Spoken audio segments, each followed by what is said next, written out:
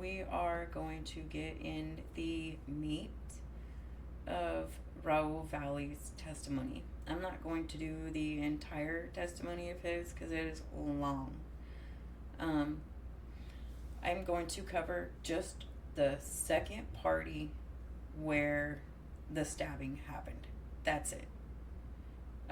I will probably do other clips of the remainder of his testimony, the important parts anyway, but just not on this one.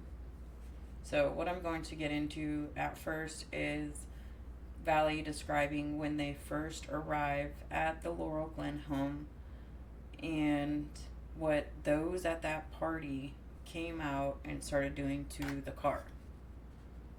And do you recognize that as the address which Mr. Snyder parked his car at? At the time, you couldn't really see much, so now I'm... Well, can you put us there? Describe for us what could you see when you arrived there? I wasn't really looking around. The only thing I saw was kids coming up to the car. And how many kids did you see coming up to the car? I want to say it was like rows of people. There was about 10, and then at the max, it was probably 30. And what did these people that you saw do? At first, I had my window rolled up. I didn't know if I saw anybody I knew. Jack started conversating. Tyler started conversating. And then I saw somebody I recognized. Who did you recognize? Ricky Fiola. How did you recognize Ricky Fiola? I've drank with him before at parties. Just hung out with him a couple times at parties that we were both invited to. And these people, did they stay on the driver's side of the vehicle? No. Where did they go? All around the car. Did they surround the car? Yes. Objection, leading. All around. Did these people go in the front of the car? Yes. Did these people go on the passenger side of the car? Yes. Did these people go in the rear of the car? Yes. Did you feel surrounded by these people? Yes. Once these people were on all sides of the car, what did Jack Snyder do, if anything? I couldn't really hear his conversation. I was having my own conversation. So at that time, nothing. Was Mr. Frasick. We'll skip forward And to a little bit more important portions to the fight starting. Full conversation? Yes. Did that remain peaceful? Yes. Did you throw anything outside the window of your car? No. Did you see Mr. Snyder throw anything outside the car? No. Did you see Mr. De Silva throw anything outside the car? No. Did you see anyone inside your vehicle throw anything outside the car? No. Are you certain that people were on all sides of the vehicle? Yes. And you've described at least one of these conversations as taking a turn and becoming more aggressive. When you say more aggressive, you described yelling. Yes. And could you see the faces of the people that were outside the vehicle? No. Could you hear threats? Not that I can remember. Could you see people hitting the car? Yes. What did that feel like inside the car? It's weird to describe. I've never been in a situation like that. They were just punching and kicking and hitting the car from everywhere. On all sides of the vehicle? Yes.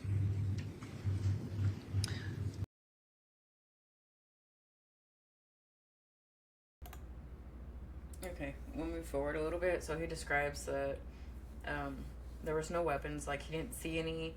At that time, he did not have anything on him either. So the car begins to rock. He begins to feel unsafe, panicked, and he tells Schneider, like, go, drive forward, get out of here. And eventually, Snyder does. Jack finally moved the car? Yes. And where did it go? Straight. Did you know where you were? No. Had you ever been in that neighborhood before? No. And did Jack ever stop the car? Yes. Could you see anyone outside the car when Jack stopped the vehicle? No. May I approach again, Your Honor? Take this one down from behind you.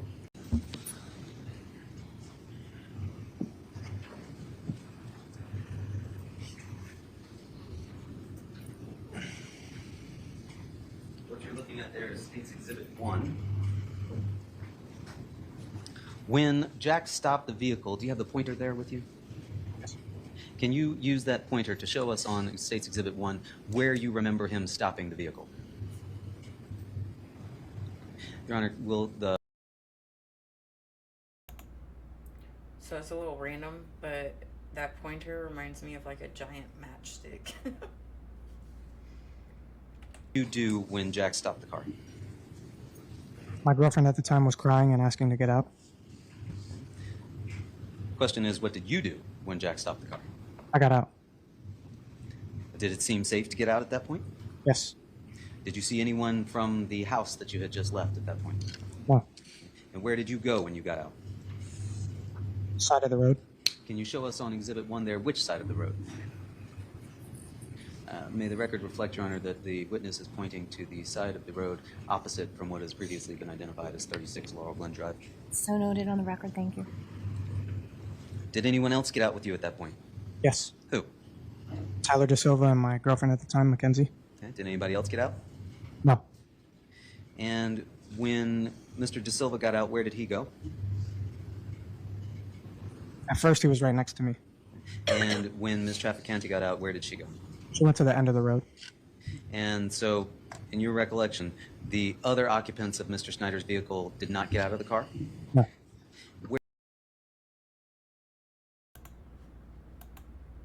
So the scene that he's about to describe is where my first problem is with how all this went down.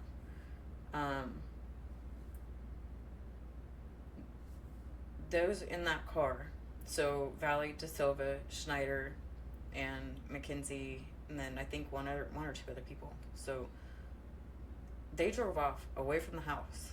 And then you have those from the house chasing the car down the road. Valle will go on to tell you that he and his girlfriend got out of the car because his girlfriend was scared. She wanted out. She was going to wait for a ride from her sister. Those from that house chased them down the street. And Rich, who lives at that home, assaulted Valle, and Valle still did not engage. This is my first problem with all of this. This is not Rich's property. Why they are chasing them out of their yard, beyond their yard, I don't know. Had they just left them alone, they were going to wait there for a ride. Where did Mr. Snyder drive the car at that point? Straight. Did you see where he went? No. Could you see any of the folks from 43 Laurel Glen Drive, the house that you had left? No. At some point, did you see any of those folks again? Yes. When was that? When they came running down the road. What were they doing when you saw them come running down the road? I believe screaming and just running. Were they throwing anything? Yes. Do you recall what they were throwing? I believe only one person threw like a water bottle. Did it hit you? No. Did it hit anything? I believe it hit the car, but I wasn't really looking. Did you have any interactions with the kids from 43 Laurel Glen Drive? Yes. Who do you recall interacting with from 43 Laurel Glen Drive? Tyler Rich and Ricky Fiola. And when you were interacting with Tyler Rich, what was that interaction like? At first, he just ran past me and chased the car until it fully drove off. And after that, they all kind of started walking away. He was kind of asking me to walk away. Okay. Did you have any one-on-one interactions with Mr. Rich? Yes. What happened between you and Mr. Rich? As he was walking away, he came up to me and sprayed WD-40 in my eye. Did you do anything to him when he sprayed WD-40 in your eyes? No. Had you done anything to him prior to him spraying you in the eyes with WD-40? No. Did you see the can close enough to be able to identify it as WD-40? Yes. What did you do after he sprayed you in the eyes with the WD-40? I started holding my eye. Did you attack him? No. Did you have a weapon on you at that point? Yes. You did. Yes. What weapon did you have on you at that point? I had a knife in my pocket. Where did you get the knife from? Before Jack left, he tossed it to me. Okay, let's back it up a little bit. Before Jack left, Yes. when did Jack leave? When he dropped off me, Mackenzie, and Tyler at the end of the road. Before the Shelton High kids came? Yes.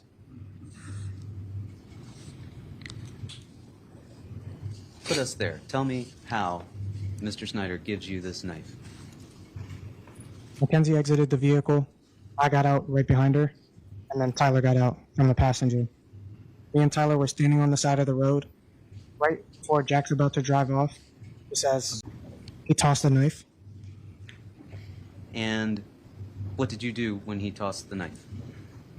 At first, it hit me and then fell on the floor. I picked it up and said, "What are you giving me a knife for?"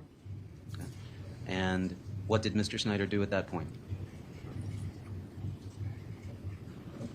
He said, That. "Hippie Fiola." And what was that interaction like? He saw Tyler Rich spray me with the WD-40, and he came up to me. Did he do anything to you? Just talk to me and, like, I guess make me feel better about the situation.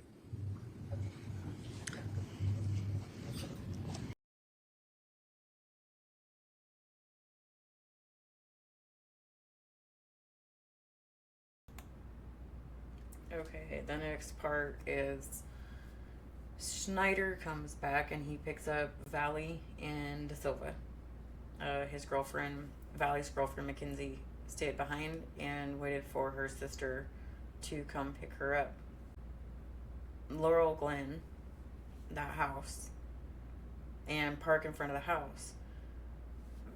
Valle's understanding is they were going to make peace, which makes a lot more sense that somebody's going to go make peace with somebody that they went to school with, people that some people they know, they've played sports with, and instead of going back to a place with 30 plus people that you are outnumbered and you know you're going to get jumped, that makes no sense to go back to go fight, not whenever you have that many people.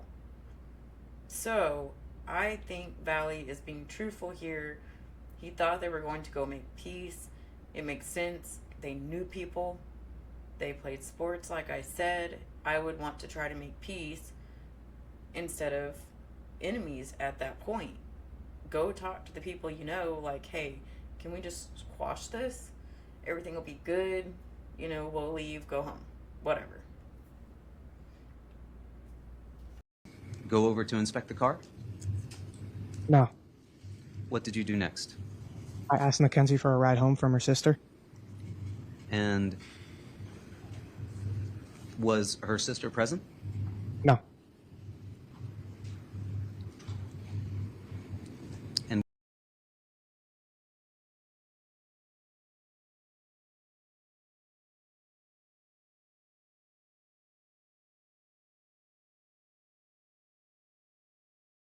who got into the vehicle first? Jack. And did he get into the driver's side? Yes. And did Mr. De Silva get back into the vehicle? Yes. Where did he get into the vehicle? Passenger. And did you ultimately get back into the vehicle? Yes. Why did you get back into that vehicle? I was asked to by Tyler. Objection. I would ask that be stricken.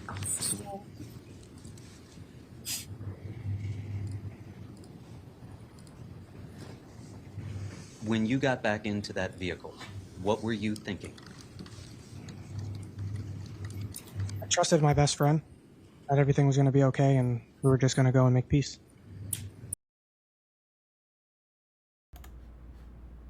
Pay attention to this statement right here, because here in just a second, the prosecution is going to object, saying he didn't say that, and it gets sustained. But in fact, he did say that.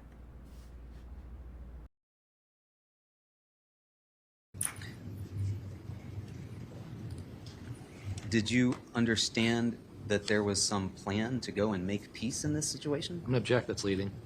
Sustained. You've just said that you trusted your friend to make peace. Yes. Objection. He did not say that. So I would ask that it be stricken. This is leading. All right, so I will strike the response, which was yes. Sustaining the objection.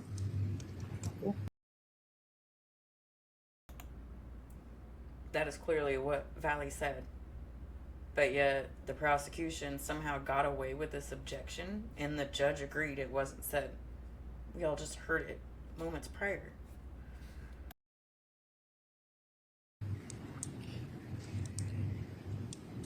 You got back into that vehicle last. Yes. Where did you get back into that vehicle? Behind the driver. Behind the driver? Yes. And did you still have the knife on you? Yes. Was it open?